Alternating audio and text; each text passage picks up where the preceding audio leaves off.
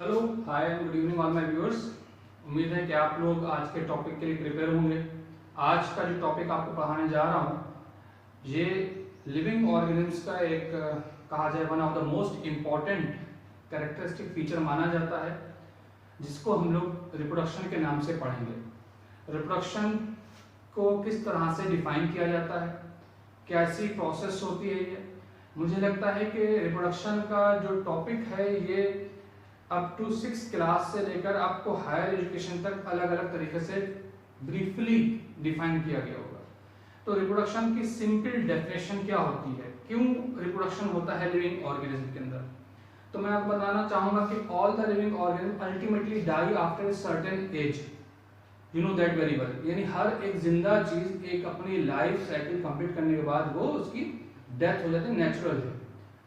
However a single organism या you can say unicellular organism do not die in natural death, यानी उनकी natural death नहीं होती। क्यों नहीं होती है? Because they multiply by binary fission before there death. यानी उनकी डेथ नहीं होती, वो करते क्या, जो यूनिसेलुलर ऑर्गेनिज्म होते हैं उनके अंदर सेल डिवीजन या बाइनरी फिशन हो जाता है, as a result of which a mother cell produce two daughter cells, यानी दो नए इंडिविजुअल्स में एक मदर सेल वो डिवाइड हो जाती है। ये तो यूनिसेलुलर ऑर्गेनिज्म के लिए बात हो गई।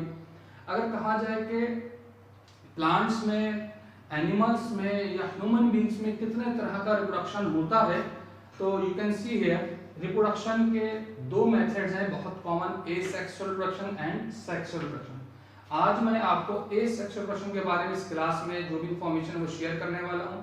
नेक्स्ट क्लास में आपको इंशाल्लाह सेक्सुअल रिप्रोडक्शन से रिलेटेड जो भी इंफॉर्मेशंस हैं plants, animals and human beings में किस तरीके से होता है वो आपको डिटेल में बताऊंगा।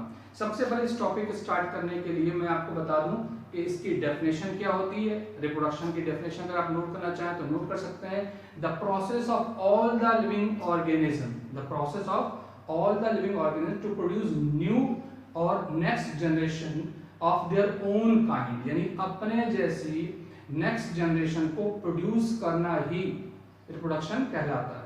ये जनरल डेफिनेशन हो गई। ये कॉन्सेप्ट आपके माइंड में क्लियर होना चाहिए कि what is reproduction, to produce new generation of their own kind by the living organism. जितने बार आप पूछेंगे डेफिनेशंस, आप अगर किसी अपने माइंड से सेट करके आप डिफाइन करना चाहते हैं, इसको डिफाइन कर सकते हैं। किसी और ऑथर की बुक से अगर आप लेना चाहते हैं, कोड करना चाहते हैं, वो भी कर सकते हैं आप। तो बहुत तरह की डेफिनेशंस होती हैं। जैसे मिसाल के तौर पर मैं कहूँ, एक डेफिनेशन और लिखाई जा सकती है, बोली जाती है, फॉर्मेशन ऑफ न्यू इंडिविजुअल या new young ones from parent individuals, ठीक है, हैविंग मैनी हेरिडिटरी कैरेक्टर्स, यानी जो भी लिविंग ऑर्गेनिज्म अपने जैसी नेक्स्ट जनरेशन बनाएगा या प्रोड्यूस करेगा, उसमें जो न्यू जनरेशन होगी उसके अंदर बहुत से पेरेंटल कैरेक्टर्स प्रेजेंट होंगे, उसे हम बोलते हैं हेरिडिटरी कैरेक्टर्स कहते हैं। ये भी इस तरह से भी डिफाइन कर सकते हैं रिप्रोडक्शन, सिंपल रिप्रोडक्शन की प्रोसेस। अब बात ये आती है कि प्लांट्स के अंदर रिप्रोडक्शन को किस तरीके से डिफाइन किया जाए। तो सबसे पहले मैं बता दूं आपको कि प्लांट्स के अंदर सेक्स ऑर्गन्स या फर्स्ट हाइब्रिड की स्टडी का क्रेडिट दो जो बायोलॉजिस्ट को दिया जाता है, उनके नाम यहां मैंने बोर्ड में मेंशन कर रखे हैं आपके लिए, आप नोट कर सकते हैं। The credit goes to Camerarius 1694, Camerarius CAMERARIUS, Camerarius, and Koelreuter KOELREUTER, year इनका दिया है 1761। तो इन्हें क्रेडिट दिया जाता है कि प्लांट्स के अंदर सबसे पहले सेक्स ऑर्गन्स के बारे में रिपोर्ट करना, बताना, और फर्स्ट हाइब्रिड जो प्लांट्स में रिपोर्ट किया गया है, ये माना जाता है कि इन्होंने ही उसकी स्टडी करी थी। ये तो बात हुई हिस्टोरिकल। अब बात करते हैं कि how many types of production is found in the living organism or in plants. Basically there are two types of reproduction, asexual reproduction and sexual reproduction. So what is the definition of asexual reproduction, या आप कैसे इसको define करेंगे, तो किस तरह से इसकी डेफिनेशन हम दे सकते हैं।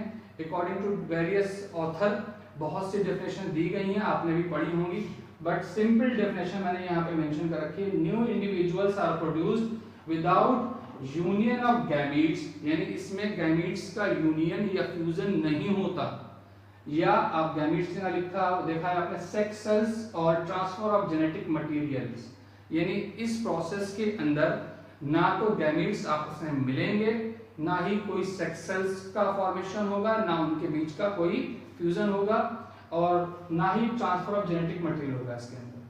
तो ये एक तरह का जिसे हम कहते हैं क्लोनिंग जो होता है वो माना जाता है। एसेक्सुअल रिप्रोडक्शन को आप क्लोनिंग का एक मेथड मान सकते हैं, ठीक है। तो टाइप्स ऑफ एसेक्सुअल रिप्रोडक्शन की बात करते हैं। There are many types of asexual reproduction. There are many methods of asexual reproduction in plants. ठीक है, जो मोस्ट कॉमन मेथड्स हैं उसमें बाइनरी फिशन आता है। अब ये बाइनरी फिशन क्या होता है, कौन से ऑर्गेनिजम्स में होता है, ये हम बाद के लेक्चर में आपके साथ शेयर करेंगे। तो first of all types of asexual reproduction में मैंने मेंशन कर रखा binary fission and various types of spores formation. ठीक है, तरह तरह के स्पोर्स का फॉर्मेशन और स्पोर्स के थ्रू नेक्स्ट जनरेशन का फॉर्मेशन होना एसेक्सुअल रिप्रोडक्शन कहलाता है। ठीक है, एसेक्सुअल रिप्रोडक्शन को कई तरीके से मैं डिफाइन कर चुका हूं, और एक बात भी बता दूं, एसेक्सुअल रिप्रोडक्शन मतलब एब्सेंस ऑफ सेक्स सेल्स या sexual gametes, it means asexual reproduction. ठीक है, विदाउट सेक्स ऑर्गन के जरिए से या विदाउट गैमीट्स फॉर्मेशन के जरिए से न्यू जनरेशंस का फॉर्मेशन हो जाना ही एसेक्सुअल रिप्रोडक्शन कहलाएगा। ठीक, तो एसेक्सुअल रिप्रोडक्शन के टाइप्स में बाइनरी फिशन है, ज़ूस्पोर्स है, एप्लानोस्पोर्स है, पिक्निडियोस्पोर्स है, बेसिडियोस्पोर्स है, एस्कोस्पोर्स है, क्लेमाइडोस्पोर्स है।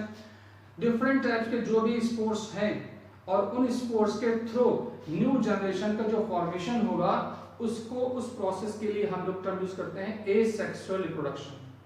ठीक है, बाइनरी फिशन जो होता है वो मोस्ट कॉमन मेथड है। बहुत से सिंपल यूनिसेलुलर फॉर्म या यूं कहा जाए कि एनिमल्स में भी होता है एज वेल एज प्लांट्स के अंदर भी होता है।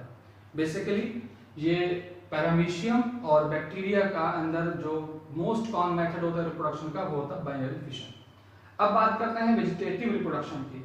वेजिटेटिव रिप्रोडक्शन को भी एसेक्सुअल रिप्रोडक्शन का ही एक पार्ट या मेथड कंसीडर किया जाता है, बट एलगी के अंदर वेजिटेटिव रिप्रोडक्शन के बहुत से मेथड्स हैं और अलग अलग तरह से इसको डिफाइन भी किया गया है। आपने पढ़ा होगा इसके बारे में।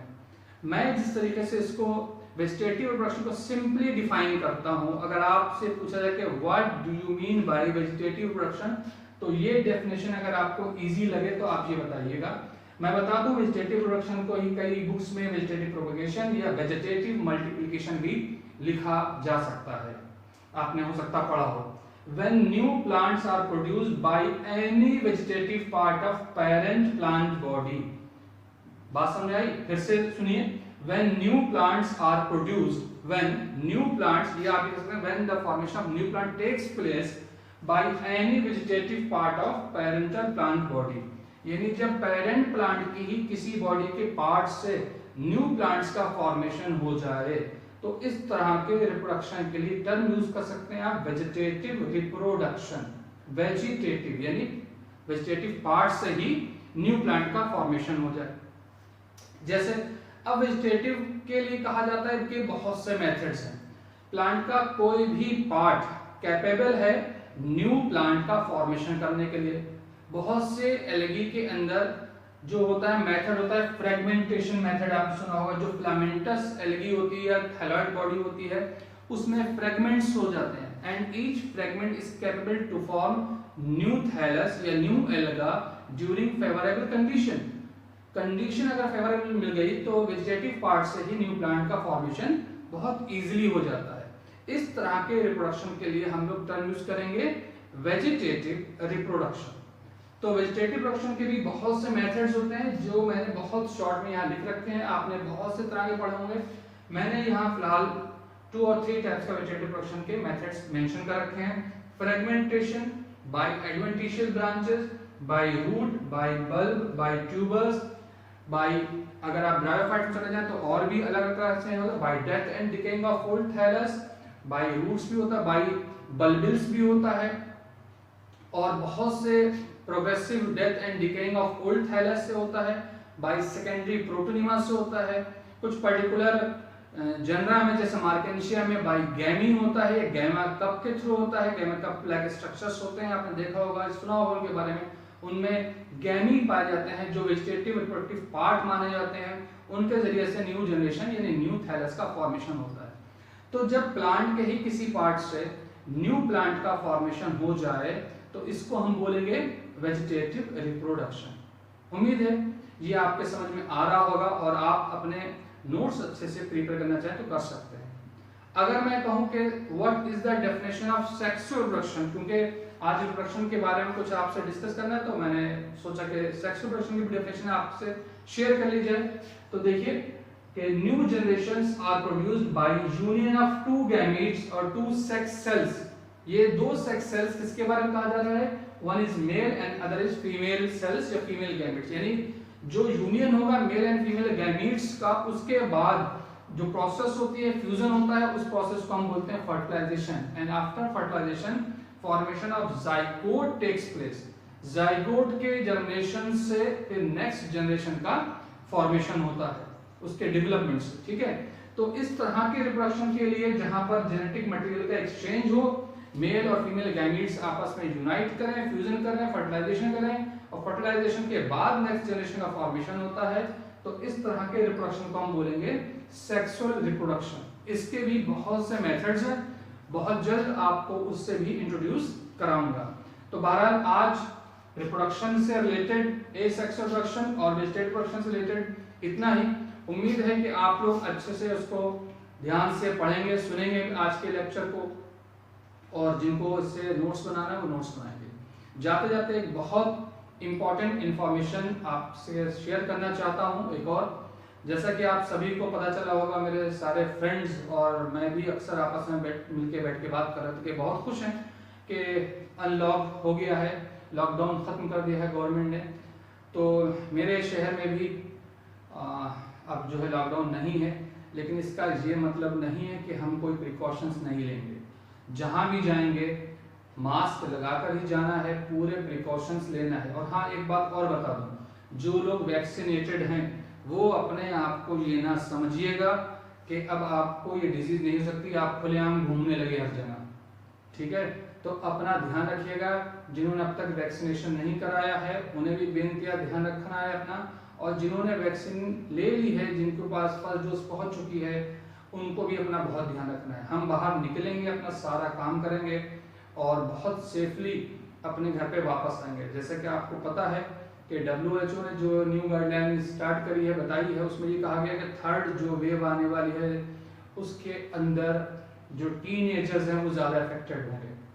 तो प्लीज़ अपना ध्यान रखिए और बच्चों को इस बीमारी से बचाने के लिए हम लोग जितनी भी कोशिश कर सकते हैं वो कोशिश करते रहिएगा। तो अपने आप को सेफ रखें, जिससे कि आप अपनों को भी सेफ रख सकते हैं। तो नेक्स्ट क्लास में जब मिलूंगा आपसे सेक्सुअल क्वेश्चन के बारे में जो भी इंफॉर्मेशन है बहुत जल्द शेयर करूंगा। अपना बहुत ध्यान रखिएगा। Till then, goodbye and good luck.